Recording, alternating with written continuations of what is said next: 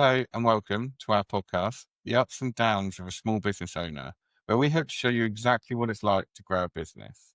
Today, I'm here with Tom Wolfenden, CEO of Wolf Eyewear Group, That's it. which is Wolf Eyewear and White Optics It is. recently. Yes. Yeah. Thank you for having me on board. Well, thank you for coming. Hopefully it's quite an interesting one. If we just talk about you, Tom, how would you describe yourself? So me as a person, I like to think that I'm outgoing, I'm energetic, and I'm certainly passionate about business and what we do. And I also love growth. I love to see people growing. I love to see our team growing. I love to see our business growing. So that's really me in a nutshell. That's where all my energy goes to and drives from.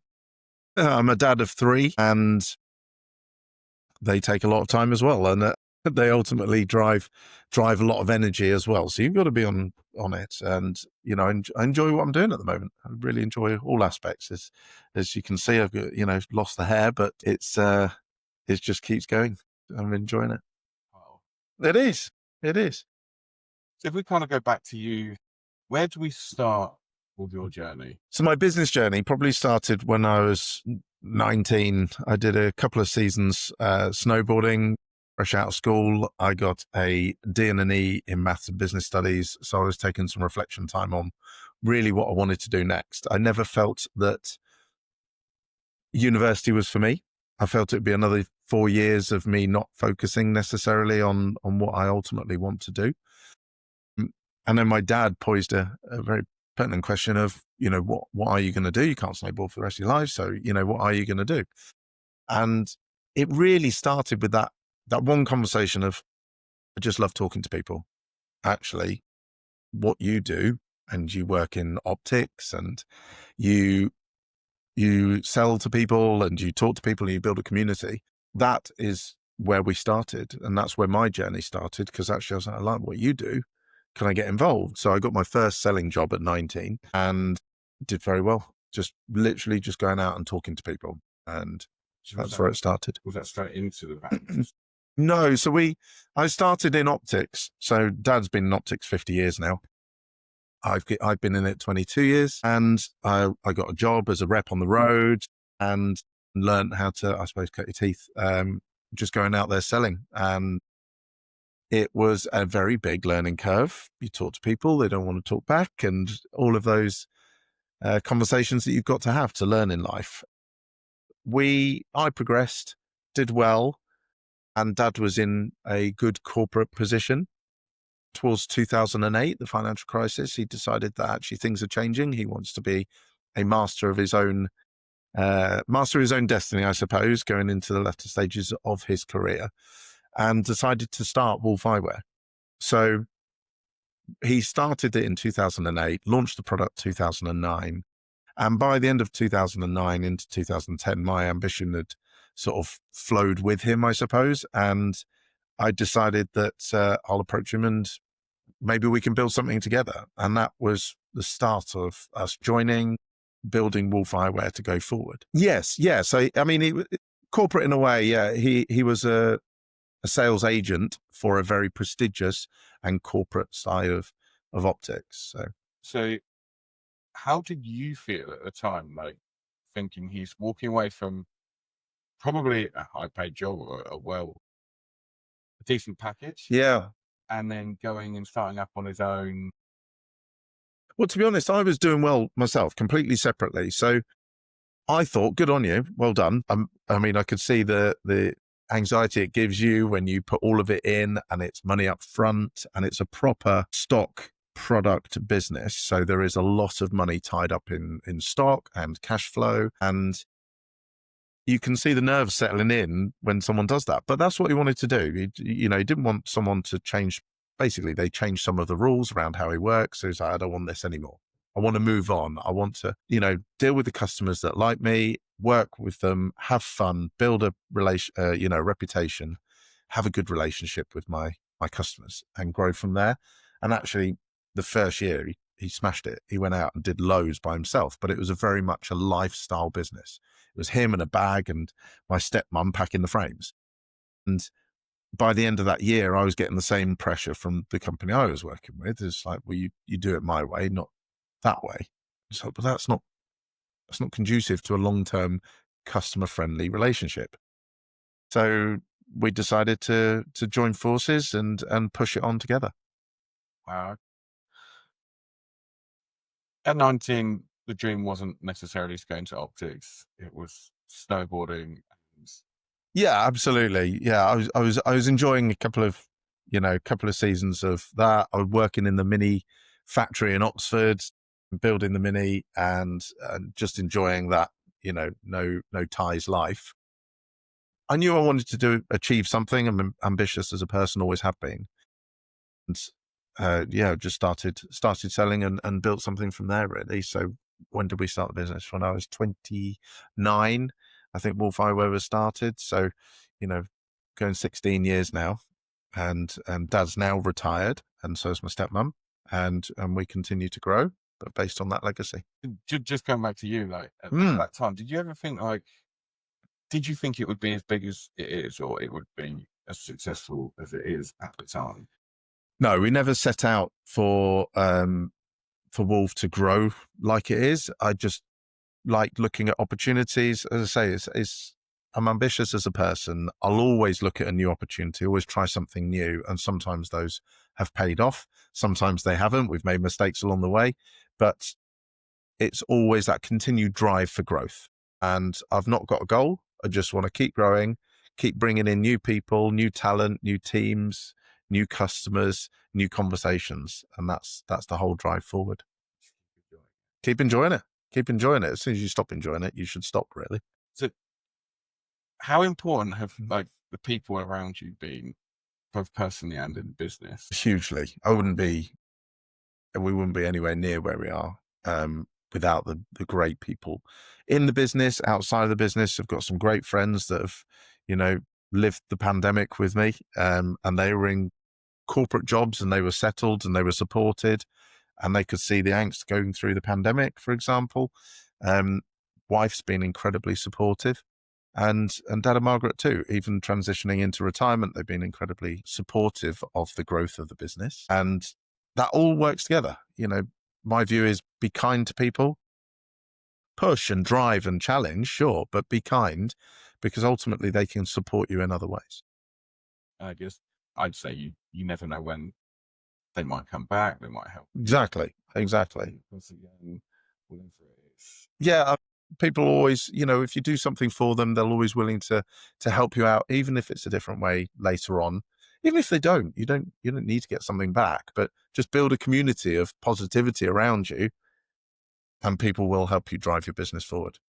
Exactly that. So on that, who would you say is like your biggest mentor? That's a good question. I've got almost a team of mentors. So my SMT, our management team, they've got different perspectives. They've all got a colourful career, and they've joined us, and each one of them has been up the mountain before in a different way. And they bring in loads of energy to take something meaningful that's growing, that's doused in good values, and they want to grow it as well. And I think they're all mentors in different ways, whether it be marketing, whether it be sales, finance.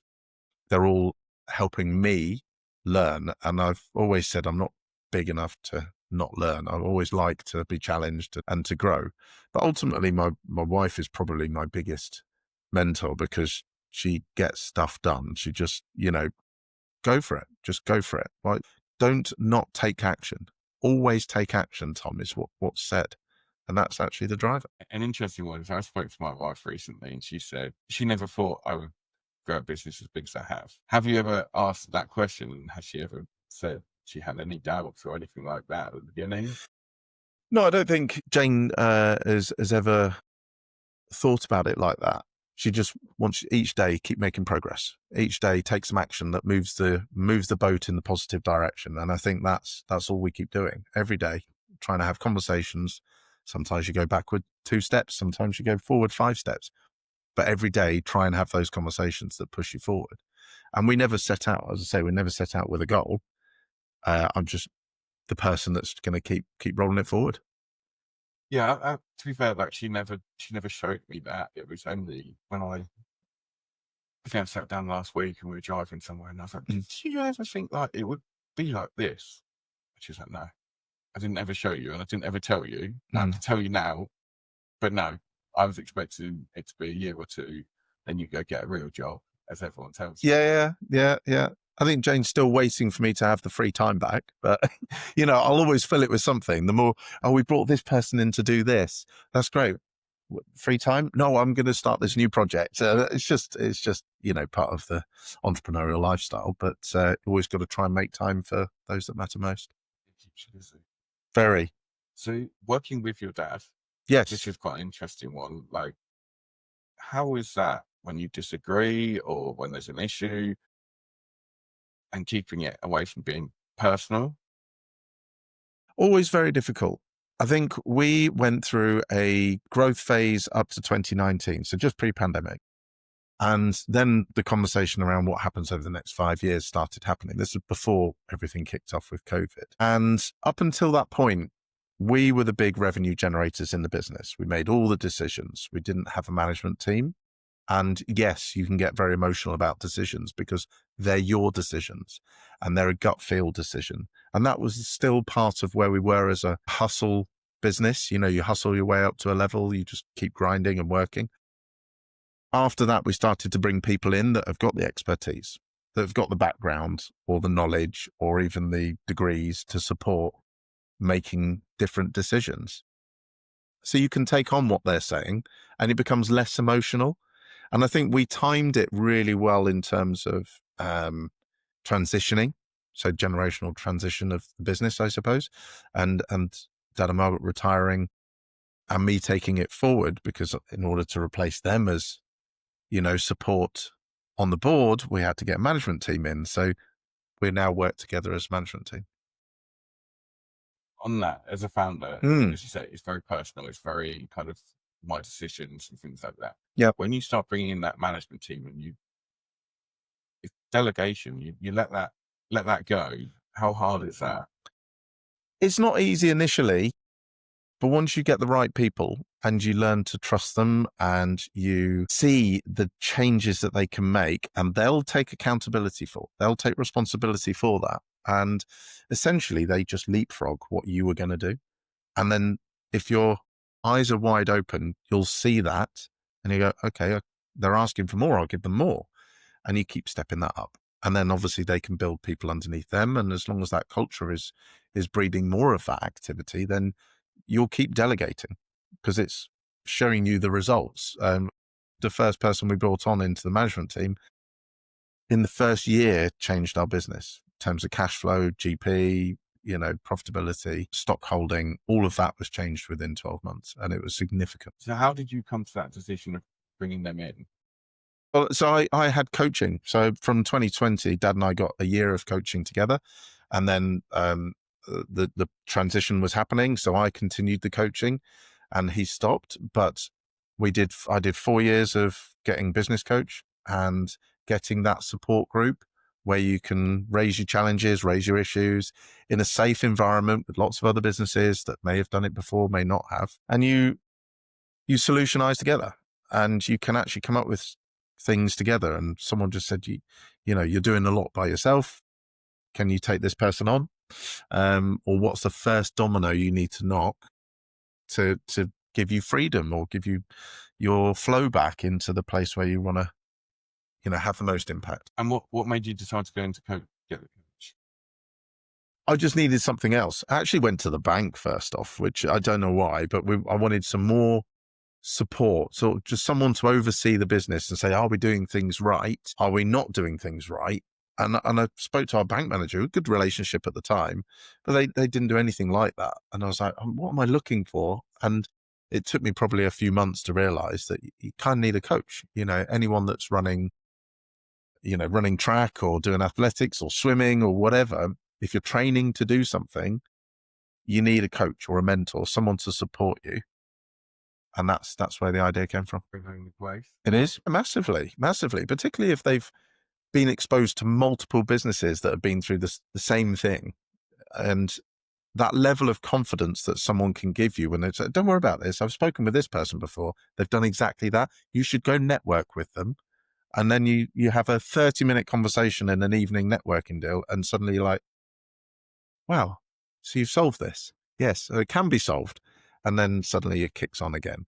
And then once you get into that routine of expressing your issues or challenges or where you want to go, people will help you on that journey really, really well.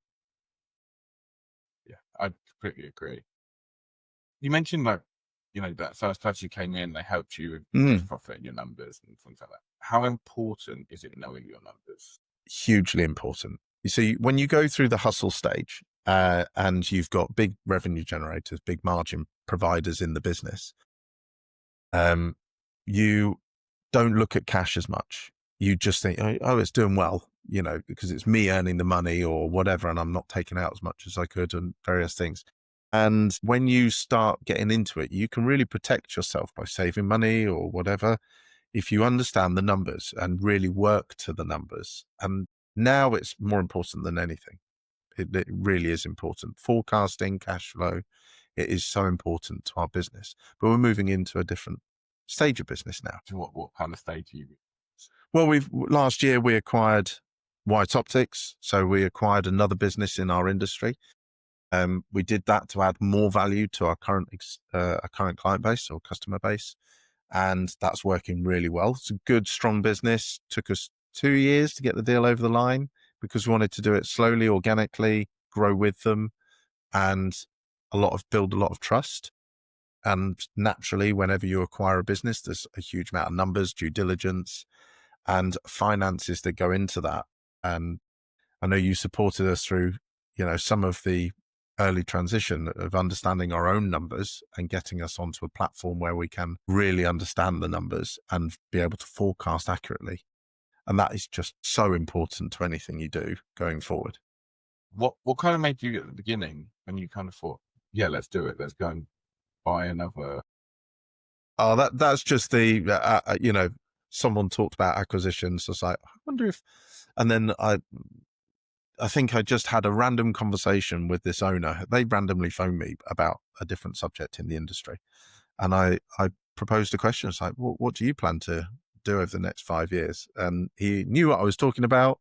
And the conversation started. And we decided to meet, have a conversation, talk about it. Where would they like their business to end up? Because ultimately, there's only two ways that you can exit a business, and that's by choice or by circumstance. And they chose to find someone to take on their business, and that's what we did. But obviously, it's been a big change for us as well. But that's the point. Take action. So don't just think about it. If you're looking to acquire a business or grow, go and talk to someone. Go and take action on what will enable that, that idea that you've got. Would you do it all again? Oh yeah. We're in talks to potentially take on another brand now, and we will do more acquisitions in the future, no doubt. How they align with the portfolio and what we want to achieve with everything. Sure, we've got a lot of organic growth to come down the pipe now, expanding globally, and that's really exciting. So we want to consolidate that, but there'll be opportunities, and I never say no to an opportunity. So over the years, what would you say has been your biggest failure? So the biggest failure I would potentially say is over trusting certain things and not necessarily doing too much detail work on it. Is probably one of my biggest Achilles heels. Fortunately, we've built a team around this now, so they catch a lot of things.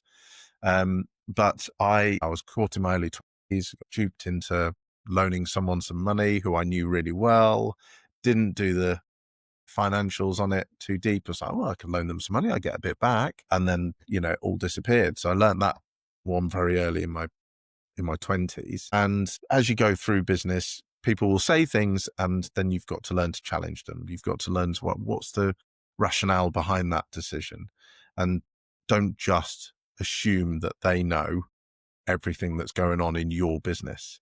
So people that are external to your business, particularly that are not employed by your business, they will tell you things, and you've got to challenge whether that's actually accurate. That's probably my biggest learning. Yeah, it's not all one shoe. No, it's not. And people will tell you it is. and it's not. And I think you've got to hold on to the detail as much as you can. You don't have to control all the detail. You just have to be in the know. Be aware. Yeah, be aware, understand it, get to really understand your business top to bottom. On the flip side of that then, what's been your biggest success? My biggest success is the fact that my personal success is that I'm not afraid to talk to anyone and go and have the conversations with a billionaire multi-level entrepreneur or someone fresh starting out or whatever. I don't mind having a conversation with anyone, because is there an opportunity as always? I mean, it's not always just agenda based, but actually just go and talk to people. That's probably been my biggest success, is that I'm willing to go and have a conversation with people. Yeah, just open up with a conversation. You don't know what opportunities are out there until you. Yeah, and trying to remove the emotion out of it, because immediately that person will go, well, can you afford it? Can you do this? I want all of this. And if you take the emotion, step out and really try and listen to what they're saying, have that conversation. So the art of conversation, I feel, is something it's hugely successful, or can be a hugely successful part of your business. And listening to respond and listening to understand. I think a lot of people listen to respond these days and they're just waiting to say their next thing rather than listening to what you've got to say. Yeah, I think that's very true. There's knowledge and data everywhere, and there's always a way someone can challenge you if they just thought, I've read this. But just listening to what people are saying, this nuance in conversation that people will tell you something or not tell you something. And having, 2 ears, 1 mouth is always something Dad used to say. And, you got to listen twice as much, twice as hard. How often would you say people do that now? Not as often. It's dying. Yeah, I don't know if it's dying, but it is certainly shifting to a different medium. You can't listen when someone sends you a message or a Snapchat or a voice note, because there's not a two-way conversation. I think the art of conversation is definitely on the downward slope. The one conversation, then it comes back as one conversation, then one conversation. That's just the convenience factor of today's world. Sending voice notes or even video notes is where you're breaking down that two-way, that interruption. Hold on, I get your point, but that part of conversation, I feel, is shifting. Yeah, all the face change. Yeah, all of that. Yeah. All of that. Which this is why, we consistently drive for face-to-face activity on the road. We believe in it. It is the most impact. And even now, our customers are saying, well, it's by appointment only, etc. But when we get into the room, we create the positive experience. It's the best experience for them and therefore for their clients. Some people say, can we just do it remote? But it's not the same. No. Get in the room. In the room, we go for the experience. It's like anything that's going on, it all plays a part. Yeah, absolutely. Just create that positivity, create the actual real life experience. I think in a world where digital age is going to, well, it's already here, but it's taking off, and it's going to be even easier to talk to my avatar rather than me. And that will be what, AI generated based on, sure, it's going to be accurate, but is it going to be me? And that's a scary world. So let's carry on with AI then. Mm-hmm. How much of an impact is AI having on you and your business? So in terms of productivity, it's having really good impact. We're running now, you can ask GPT-5 to run some code to help you break down an Excel sheet for data. Wow, that is like seconds worth of work rather than going to the one person in the business who's an Excel whiz. That's serious impact in terms of productivity. We haven't felt it in a different way from, it doesn't take over sales calls, that sort of thing. We're building our own AI now so that we can understand the raw data and get it into a contextualized form so that we can express what we want to do with it. What I mean by that is giving it to the team in a manageable way so that we can have informed conversations. That's brilliant. Data crunching AI is incredible at that. In terms of copying my avatar or, phoning people for me, no, we're not going to integrate that. Yeah. But can it help us plan journeys? Can it help us be more sustainable? We're already running algorithms now, which will only get better in terms of our stock and cash flow. because if we don't have as much dead stock or discontinued stock, that's only better for the environment in the long term. Yeah. So there's loads there. So there's a lot of back end stuff that you're doing, but you're trying to keep it away from that customer base. Yes, I mean, yeah, and we get a lot of phone calls. So we've now got the two businesses. We've got a lot of customer service inquiries going on. So there is going to be an opportunity to, for the simple transactions of, do you want to place an order? Do you need this? Do you need that?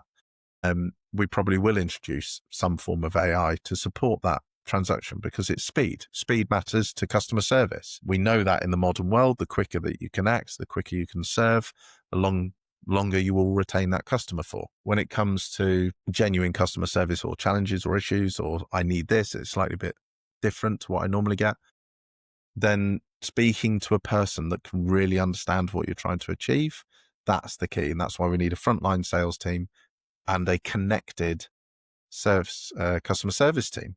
And by that, I mean we have a centralized database so that the information flows between the two teams. Just whilst you were talking then, I suddenly was thinking, like, you get people phone up, place orders over a phone. Actually, AI can handle that bit, and it can process it, and it can do it all. And then you can have your customer service for the fixing, like pretty much what you just said. But I guess what you've got to be careful of is that frustration of, you're talking to an AI and you get frustrated and you're like, can I just talk to a human? I just want to know what's going on. And we've all been there. Yeah. I just want to talk to somebody who can deal with my problem. And so it's trying to find that fine line of making that work. Yeah. And I think when someone says that, the system should recognize, sure, I can get someone to answer the phone. Bear with me 1 second, put them straight through. Goal isn't to eliminate 100% of phone calls and it all go through AI. That takes the personality out of it. Our goal would be to take 60%, 50% of those easy phone calls. Oh, I just need this model in this color for patient this. And that bit, can that be processed quickly? Sure. And it can be done through AI, and it can be really, really speedy. And we could get it out within a few hours. When it's more complex, talk to a person or talk to your rep. That's the key. Is AI having an impact on your role? Yes. So it's helping me. So I'm going to go out and do some of the homework, some of the detail, that side of things isn't my energy. That's not where I sit. So putting what has helped with me over the last year, for example, is building our strategy for the next 5 years, understanding what the impact is going to be on cash flow, getting it to interview me on why my thoughts are like that, is how I've been using it to really nail down what I want to achieve with our business and our goals. And I think that's being a real game changer for me, because rather than me thinking, oh my gosh, how am I going to create a business plan or a strategy for 5 years? I can't even see what I'm doing next 2 months, let alone 5 years. When you ask it to support you in that as a CEO, that's incredible, because it will help deliver some of that work for you. I on that as well, we do management accounts for clients who send out like essentially is glorifying profit and loss balance sheet and some documents to go with it, cash flow. We actually found one of them said, I'd take your document, put it onto AI, I ask it to give me a strategy plan going forwards and what its views are instead of what you give me. And we were like, oh my God, like we need to change the way that we're doing it, because for us, we're accountants. So we kind of show you in an accountant way, but as a CEO, you're not an accountant. You don't want to look at it like an accountant.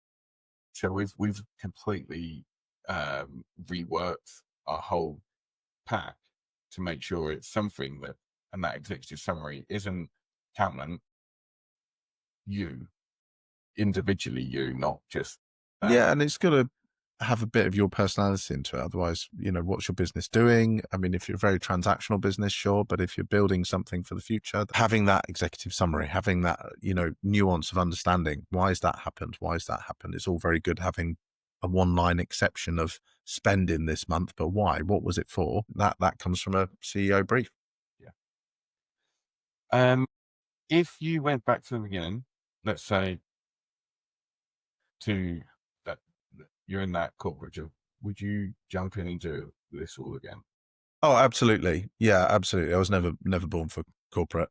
Always like being out front, creating our own waves. I think I would, yeah, absolutely relish the challenge of doing it all again. And where do you see yourself in the future then? Good question. We will continue along this path, and I suspect we'll grow through acquisition, organic, and who knows, the next 5 years is definitely out there. We will be very much a changed business. We will have definitely more data, AI driven data points, but we will still have that personality. I think we're going to see a dip where everything flows into automation and, talking to computers, and everyone will get frustrated. And then actually there's going to be an amalgamation of, personality, real life connection, but with an AI sort of undertone, I suppose, of support. Yeah, absolutely. That's what I believe in. I don't believe that we can grow and service the world that we want to without tech, automation, AI in some capacity. I think we'd be super ignorant to believe that we can still do that. That's not the sector we're in. But I do believe that we can grow together with it. We don't have to lose the personality and the flavor behind it. So do you personally in 5 years? Do you see yourself on a beach? No, no, yeah, lovely. No. I mean, yeah, maybe for a week of the year, but other than that, I take less holiday than most. I just enjoy what we're doing. Where I see myself is the business growing without my daily interaction in 5 years, because I'll be always on new projects and new ideas. And if the snowball continues, then fantastic. But for me, I'll always keep bringing new ideas in and new growth. Yeah, I love a bit of excitement. That's what I'm all about. Or stressed, depending who you talk. Yeah, well, we can talk to the team. That's fine. So at the end of the podcast, what we tend to do is we've got these Diary of CEO cards, Okay. and we pick one each and ask a question each. Right. Okay. So I don't know if you've seen Diary of CEO. I have. Yeah. Watch it. Listen to it. They do the questions at the end, so I've got the cards with all the questions. Go on then. Right in the middle. Do you want to go first or second? Well, I don't mind. I'll go first. So, what are some of the words you've never said to anybody? Why haven't you said them? And who should you have said them to? Words I've never said to anybody. So I guess I'm going to have to put this into perspective. At about 17, 16, my mum and dad split up. It was quite a tough one, because I found out what was going on, and I basically said to my dad, this is what's going on. He had no idea. And I didn't talk to my mum for 8 years. Decided I didn't want anything to do with her. She moved to the Caribbean, and I kind of distanced myself completely. But now we talk and we get on, and she's moved back, and actually she works with us here. So Oh, right. full kind of Circle. And I got back in contact. So I decided, life's too short. I can't keep grudges. It only hurts me rather than anyone else by keeping a grudge. I don't want to do that. But I guess I've never properly had that conversation with her on what happened, why it happened, what was her reasoning and her feelings behind it. So I guess my thing I need to do is almost ask her and have that really tough conversation of like, Yeah. Your side, because there's two sides to every story, and we have a tendency to just fill it with our own views. So I guess that answers the question. No, it does. Yeah, that's where I would go, is to speak to my mum and just say, sorry, it's all happened. We've moved on, and what do we do to keep it smooth? It's good. Family's important. Yeah, I'd say I've learned that. I spoke to quite a few very, very successful business owners, and the amount of people that say, like, I've lost family or friends by focusing on achieving a millionaire or a billionaire or money or growth or whatever it is. Yeah. And to the world, they're successful, to them, they've lost all the people that matter Yeah, and it's too late. So I kind of learned that time is probably the most important thing, and spending it with family and friends is key rather than it is. too much on a business. Obviously, you've got to do a lot on a business, but it's that balance. It is.